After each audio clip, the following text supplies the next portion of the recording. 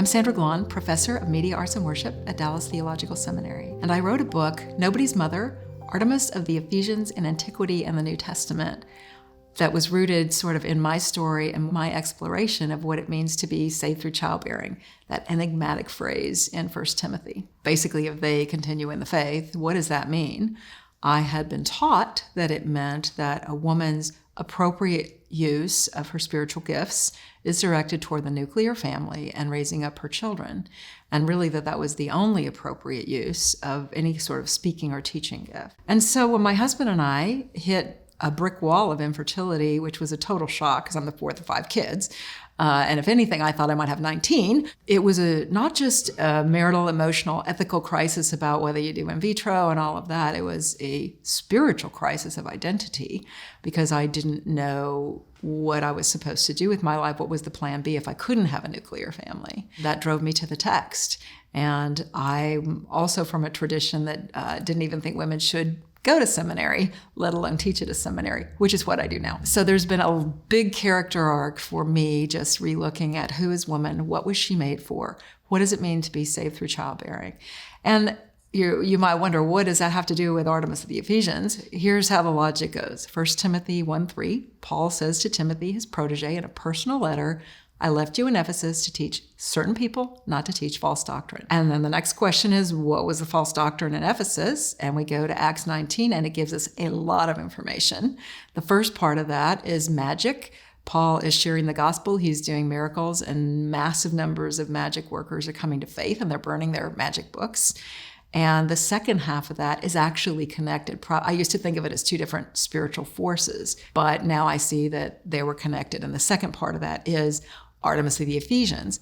The silver workers are very concerned that Paul's gospel ministry is cutting into their profits because lots of tourists come to see the temple of Artemis, which is one of the 7 wonders of the world. Artemis of the Ephesians is known all over the empire. And so there's money involved.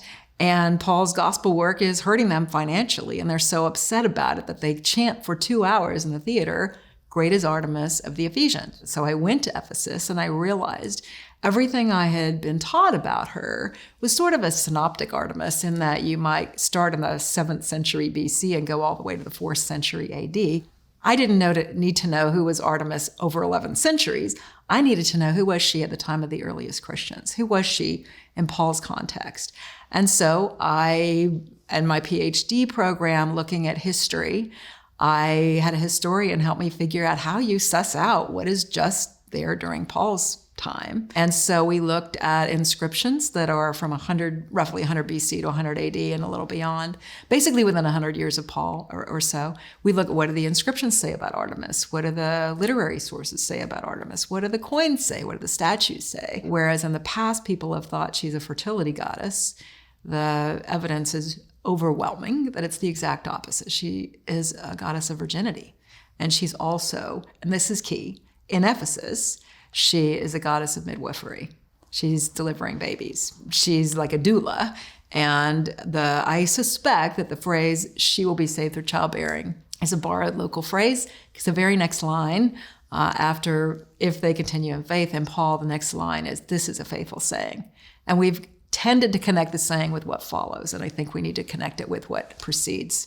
That this is a faithful saying. It's very typical of Paul to grab a local saying. He does it on Mars Hill and then give his own Christian spin to it, as he does with the Corinthians. And basically, long story short, I think there is a creation story and an origin story being told about Artemis in Ephesus. That was her birthplace in Homer. That's recorded as her birthplace.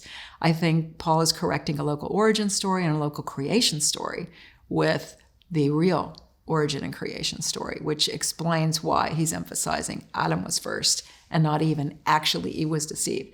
I don't think he's saying that Eve as the prototype means all women are deceived, because he tells the Corinthians, I'm concerned about you all, that as Eve deceived, you all will be deceived. It's a human thing to be deceived. But in Ephesus, when Paul is concerned for Timothy's ministry there, I think he is just looking at saying, Adam's first, not Artemis, who's first in a twin birth. And also they're devaluing marriage. And Paul's saying, I want the younger widows to marry and have children, which is the opposite of what he says to Corinth, where it seems like maybe there's a little bit too much sex going on in that environment and not enough thinking about that celibacy might be good. Looks like over in Ephesus it's the opposite, that they're kind of into celibacy, and Paul's saying you need to value marriage and children.